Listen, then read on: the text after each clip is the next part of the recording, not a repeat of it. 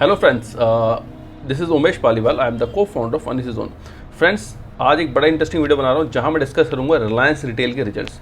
जैसा कि वो पता है कि कल रिलायंस इंडस्ट्री के रिजल्ट आए हैं, और जब भी रिलायंस इंडस्ट्री के रिजल्ट आते हैं तो उसके साथ साथ की जो सब्सिडीज होती हैं, for example Reliance retail, Reliance Jio, उसके रिजल्ट भी हमें पब्लिश करके NSE BSE में मिलते हैं। आज हम डिस्कस करें रिलायंस रिटेल को, क्योंकि रिलायंस रिटेल एक ऐसा शेयर है जो अनलिस्टेड के अंदर बहुत डिमांड में रहता है। हमेशा सप्लाई कम रहती है क्योंकि बहुत कम फ्लोट अनलिस्टेड मार्केट के अंदर अवेलेबल है।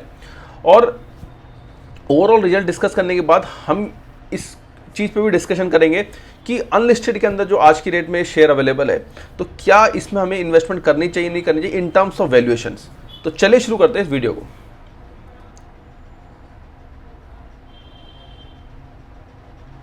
जैसे कि आप स्क्रीन पे देख रहे हो, अगर मैं फुटफॉल की बात करूँ तो सबसे इंपॉर्टेंट होता है किसी बिजनेस के अंदर, रिटेल बिजनेस के अंदर जहाँ पर आप चीज़ें बेच रहे हो, कि आपका फुटफॉल कितना आ रहा है। तो फुटफॉल की अगर बात करें तो लास्ट ईयर का जो Q1 था, Q1 के अंदर हमें पता है कि सेकेंड वेव ऑफ कोविड ने हिट किया था, तो 46% की इनकी टोटल फुटफॉल थी। 46% का मीनिंग ये है कि कोविड से पहले, यानी 2020 मार्च में जब कोविड स्टार्ट हुआ था, तो उससे पहला जो क्वार्टर था, यानी जैन फरवरी मार्च, जो Q4 था 2019-20 का, तो वो जो क्वार्टर था उसमें अगर 100 लोग इनके स्टोर्स को विजिट कर रहे थे, तो Q1 के अंदर जो सेकंड क्वार्टर का फर्स्ट क्वार्टर का तो Q1 था लास्ट ईयर का, उसमें 46% था, क्योंकि बहुत डाउन हो गया था। अब देखोगे धीरे धीरे अगले क्वार्टर में 78% हुआ, थर्ड क्वार्टर में it has gone to 95%, in Q4 it was 104%, and in the Q1 of this physical year 2023 it is at 119%। That means कि जो कोविड से पहले 100 लोग विजिट कर रहे थे, आज की डेट में 119 लोग विजिट कर रहे हैं, यानी there is a increase of 19% footfall. तो जो कोविड की दिक्कतें थी वो सारी आज की डेट में खत्म हो चुकी हैं। So this is a very positive sign for the business, specially retail business. Footfall surpass the pre COVID level with over 17.5 crore walk in during the quarter. अगर लास्ट क्वार्टर की बात करें जो गया हमारा Q1 अप्रैल मई जून, उसके अंदर 17.5 करोड़ लोगों ने विजिट किया इनके रिटेल के स्टोर्स को। अब ग्रोथ कैसे आई है? Opening of malls, office, school, festival, wedding seasons. ठीक है, वेडिंग सीजन आए, स्कूल्स खुले, फेस्टिवल आए, मॉल्स खुल गए, क्योंकि जब मॉल खुलेंगे तो लोग विजिट करेंगे तो रिटेल के भी शॉप से शॉपिंग करेंगे। दिक्कत केवल एक है, वो है इन्फ्लेशन की। Customer sentiment caution in discretionary spend due to inflationary concern. जैसा कि वो पता है कि रिटेल का जो इन्फ्लेशन है, CPI ले लो या WPI कह लो, दोनों के दोनों इन्फ्लेशन बहुत ज़्यादा हाई है। Inflation not only in India, अगर किसी भी कंट्री के अंदर बाहर भी देखो, US के अंदर देखो तो ऑल टाइम हाई है, 9% 10% के आसपास का इन्फ्लेशन है, जो हमने 1970s में देखा था। तो 30-40 ईयर्स के बाद एक पीक इन्फ्लेशन पे मार्केट काम कर रहा है। और जब भी इन्फ्लेशन होता है, हमेशा ध्यान रखना कि इन्फ्लेशन जब भी किसी भी कंट्री के अंदर बढ़ता है, तो हमेशा जो पुअर सेगमेंट होता है उस कंट्री का, उसको सबसे ज़्यादा इफेक्ट करता है। प्रीमियम प्रोडक्ट्स पे कभी भी इन्फ्लेशन का इफेक्ट नहीं आता, क्योंकि जो लोग HNIs हैं, जो बड़े बड़े इन्वेस्टर्स हैं या जो बड़े रिच लोग हैं, उनके लिए इन्फ्लेशन से बहुत ज़्यादा इफेक्ट नहीं होता। तो जो महंगी चीज़ें होती हैं उन पे ज़्यादा इफेक्ट नहीं पड़ता, लेकिन जो छोटी चीज़ें होती हैं, जो रूरल के अंदर लोग खरीदते हैं, वहाँ ज़्यादा इफेक्ट पड़ता है। मैं अगर की मैसेज देखूँ जो इनकी प्रेजेंटेशन से की मैसेज निकल के आया है, पहला है all time high revenue despite macro economic headwinds. जो हमने देखा कि इकोनॉमी के अंदर बहुत ज़्यादा हेडविंड्स है, स्पेशली इन्फ्लेशन का, उससे भी कोई ज़्यादा फर्क नहीं पड़ा अभी आ रहा। रिकॉर्ड हाईएस्ट एवर एबिटा, यानी earning before interest, taxes, depreciation, amortisation, यानी ऑपरेशन से जो प्रॉफिट आ रहा है वो हाईएस्ट है इनका आज तक की हिस्ट्री का। Register customer base of 20 crore, यानी टोटल इनके रजिस्टर यूजर्स कितने हो गए? 20 करोड़ हो गए। 20 crore transaction in Q1, 60% up from Covid level. जो प्री कोविड लेवल था 2020 से पहले जो ट्रांजैक्शन होती थी, उससे 60% इंक्रीज है। Continued expansion with addition of 792 stores and 3.3 million square feet of warehousing and fulfilment area. यानी अगर लास्ट क्वार्टर की बात करूं, जो लास्ट क्वार्टर भी गया है, उस क्वार्टर में इन्होंने 792 न्यू स्टोर्स ऐड किए हैं। उन स्टोर एडिशन की वजह से इनका रेवेन्यू बढ़ा है। Digital and new commerce deliver strong results. Digital and new commerce, digital का मीनिंग ये है कि आज की डेट में आप देखोगे जियो जो है वो ऐसा नहीं है कि सिर्फ आपको रिटेल की शॉप पे जाना है, रिलायंस रिटेल की शॉप पे जाना है, वहाँ से आप शॉपिंग कर सकते हो। नहीं, आप घर बैठे भी जियो के एप्लीकेशन के थ्रू कुछ भी चीज़ मंगा सकते हो। जो जियो मार्ट का कॉन्सेप्ट है, similar to what we use to have in Amazon and Flipkart, तो सेम चीज़ ये भी इम्प्लीमेंट कर रहे हैं, तो उस पर भी अच्छे रिजल्ट इनको नजर आ रहे हैं। Daily order up 64% year on year, अगर लास्ट ईयर से कंपेयर करें तो जो ऑनलाइन ऑर्डर्स हैं उनमें 64% की इंक्रीज है। और मर्चेंट बेस जो है वो 3x हो चुका। मर्चेंट बेस में का मीनिंग होता है कि अब जो रिलायंस रिटेल अपना माल बेच रहा है लोगों को, तो किसी ना किसी से तो एक्वायर करेगा, कोई नए नए ब्रांड्स उसके पास आएंगे, नए नए मर्चेंट्स आएंगे, तभी तो बेच पाएगा। जैसे फॉर एग्जाम्पल डी मार्ट है, तो डी मार्ट क्या करता है, कुछ तो ब्रांडेड आइटम बेचता है, कुछ नॉन ब्रांडेड आइटम बेचता है। तो नॉन ब्रांडेड आइटम भी तो कहीं से आएंगे ना, जो मर्चेंडाइज बना रहा है मार्केट के अंदर वो इस प्लेटफॉर्म के थ्रू बेचता है। तो मर्चेंट बेस भी इनका 3x हो चुका है over last year. Strengthen capabilities with partnership acquisition, अभी एक स्लाइड है, उस स्लाइड में मैं आपको दिखाऊंगा कि इन्होंने पिछले क्वार्टर के अंदर कितनी ज़्यादा एक्विजिशन करी है। क्योंकि जो आज की डेट में रिलायंस रिटेल काम कर रहा है वो ऐसा नहीं कि सिर्फ अपने नए स्टोर एडिशन करते आ रहा है, they are also basically acquiring the lot of companies from around the world, और बहुत बड़े बड़े ब्रांड्स के साथ टाई अप कर रहा है। जो ब्रांड आज की डेट में स्ट्रगल कर रहे हैं, उनकी सेल्स नहीं बढ़ पा रही है, they are basically tying with Reliance retail, क्योंकि रिलायंस रिटेल का जो डिस्ट्रीब्यूशन नेटवर्क है, जो इंडिया की पॉपुलेशन है, वहां पर वो प्रोडक्ट को कैसे सेल आउट कर सकें। अगर मैं रेवेन्यू ग्रोथ की बात करूं तो लास्ट ईयर का जो क्वार्टर था, हालांकि वो क्वार्टर के अंदर फुटफॉल बहुत कम था, 31,000 करोड़ का रेवेन्यू था, आज है लगभग 58,000 करोड़, 60,000 करोड़ मान लेते हैं, तो ऑलमोस्ट डबल है। और क्वार्टर वन FY21 है, ये लास्ट ईयर का क्वार्टर ये है 38,000 करोड़ का, तो लास्ट ईयर से भी इसमें ग्रोथ हमें नजर आती है। हालांकि ये वाला जो सीजन था इसमें फर्स्ट वेव कोविड की आई थी, सेकंड वेव कोविड आया था, इसमें लॉकडाउन लगा था, ठीक है, तो इन दोनों से हम थोड़ा कंपेयर नहीं कर सकते, बट ओवरऑल देखें तो हाईएस्ट एवर रेवेन्यू है। अब देखो परफॉर्मेंस कहाँ पे आई है, जो फैशन एंड लाइफस्टाइल है, यानी इनका जो फैशन का जो बिजनेस है, लाइफस्टाइल का जो बिजनेस है, लाइफस्टाइल की जो क्लोथिंग का एपरल का बिजनेस है, वहाँ पे 3x ग्रोथ है। Grocery, consumer electronics and pharma almost double हो चुका है अगर हम ईयर ऑन ईयर कंपेयर करें। डिजिटल पर न्यू कॉमर्स ग्रो 2x, ठीक है, जो डिजिटल और न्यू कॉमर्स के थ्रू काम कर रहे हैं वहाँ 2x ग्रोथ है। और जो डिजिटल से इनका कंट्रीब्यूशन आ रहा है वो 19% रेवेन्यू आ रहा है, यानी जो 58,055 करोड़ का जो रेवेन्यू है, इसका अगर 19% आप निकालोगे तो वो डिजिटल और न्यू कॉमर्स से इनके पास आ रहा है। तो यानी इसका मतलब है कि डिजिटल भी अच्छा खासा ग्रो हो रहे हैं। सिमिलरली एबिटा की बात करें, जैसे हम रेवेन्यू की बात करी, एबिटा की बात करें तो 1000 करोड़ का रेवेन्यू था फर्स्ट क्वार्टर में FY21 के, 2000 करोड़ हुआ FY22 में, आज लगभग 4000 करोड़ है, तो ऑलमोस्ट डबल डिजिट ग्रोथ है। और किसके आ रही, अब देखो एबिटा मार्जिन की बात करें, देखो सबसे इंपॉर्टेंट होता है किसी बिजनेस के अंदर मार्जिन, एबिटा मार्जिन सबसे इंपॉर्टेंट होते हैं।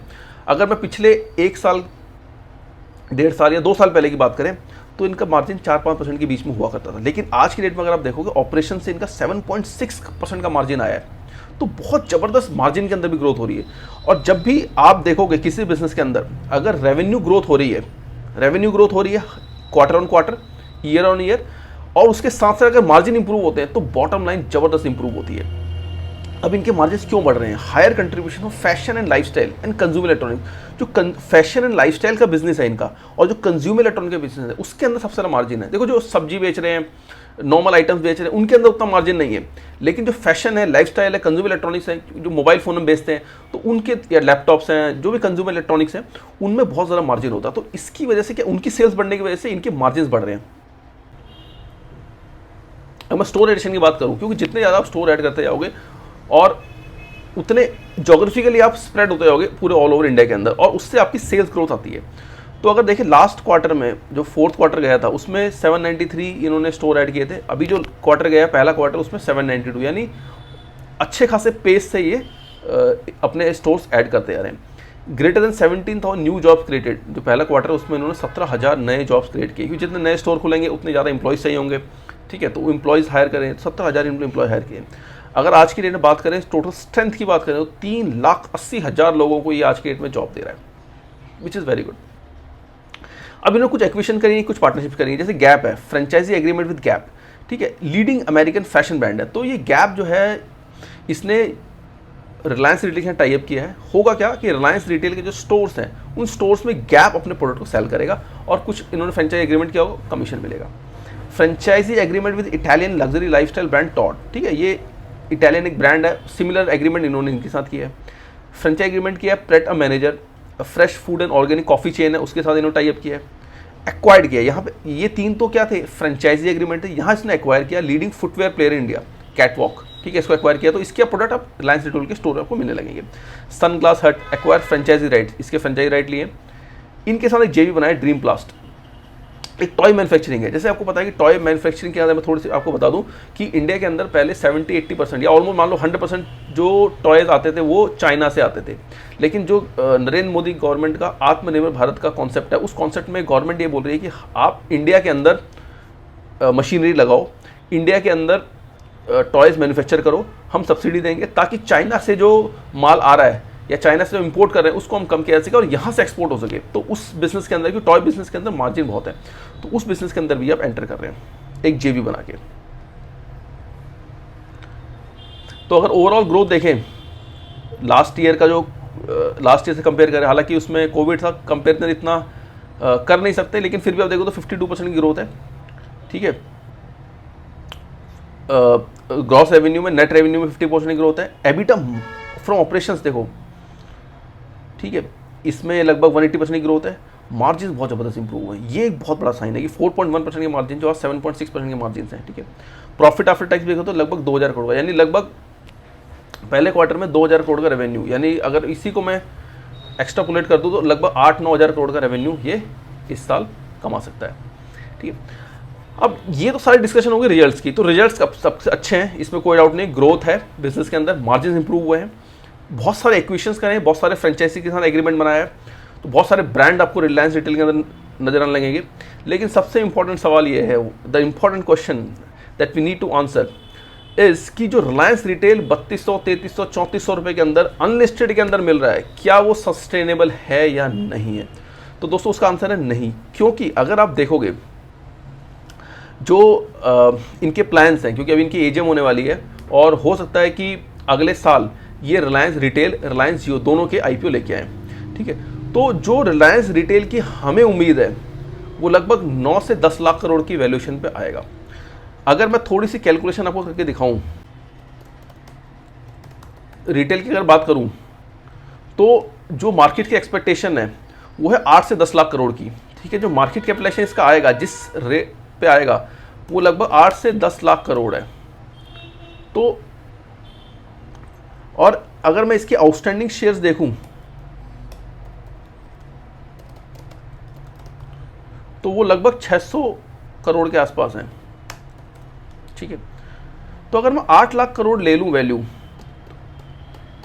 और इसको 600 से डिवाइड कर दूं तो लगभग 1333 रुपए का वैल्यू आएगी। अगर 10 लाख करोड़ देखें, अगर मान लो इसका आईपीओ 10 लाख करोड़ की वैल्यूएशन पे आता है तो लगभग 1600, यानी इसका जो आईपीओ आएगा अगले साल वो लगभग मान के चलो 1300 से 1600 के बीच में कहीं आईपीओ आएगा। और अनलिस्टेड के अंदर जो अवेलेबल है वो 3400 पे अवेलेबल है। तो हमें ये लगता है कि अनलिस्टेड के अंदर जो आज की डेट में शेयर अवेलेबल है वो ओवर वैल्यूड है। इसकी फेयर वैल्यू जो आएगी वो लगभग 1300 से 1600 के बीच में आएगी। तो इस पॉइंट पे आके खरीदना, अगर आप 3200, 3300, 3400 के रेट पे खरीदते हो तो उतना रेट आपको आईपीओ के अंदर नहीं मिलेगा। तो हमारी सजेशन तो यही है कि इस रेट पे अगर आप देखोगे, कंपेयर करोगे, अगर आपको डीमार्ट से भी कंपेयर करने की कोशिश करोगे तो डीमार्ट के कंपैरिजन में भी ये 1300 से 1600 की वैल्यू आती है। ठीक है, क्योंकि इसका एबिटा मान लेते हैं, अगर मैं इसकी एबिटा की बात करूं, पहले क्वार्टर में इसका एबिटा जो आया है 3897, अगर मैं इसको 4 क्वार्टर से मल्टीप्लाई करूँ तो लगभग 15,000 करोड़ का या 16,000 करोड़ का एबिटा आएगा। ठीक है, और इसका मार्केट कैपिटलाइजेशन अगर देखें जो आज की रेट में चल रहा है, आज की रेट में 3400 पे अवेलेबल है और 600 करोड़ शेयर अवेलेबल है, यानी 2 लाख करोड़ की वैल्यू, सॉरी 20 लाख करोड़ की वैल्यूएशन पे अवेलेबल है। तो 20 लाख करोड़ के मार्केट कैपिटलाइजेशन को अगर मैं इसके एबिटा से डिवाइड करूं तो लगभग 130 टाइम्स आता है, यानी ये जो एबिटा कमा रहा है उसको 130 से अगर मल्टीप्लाई कर दो तो इसका मार्केट कैपिटलाइजेशन आएगा।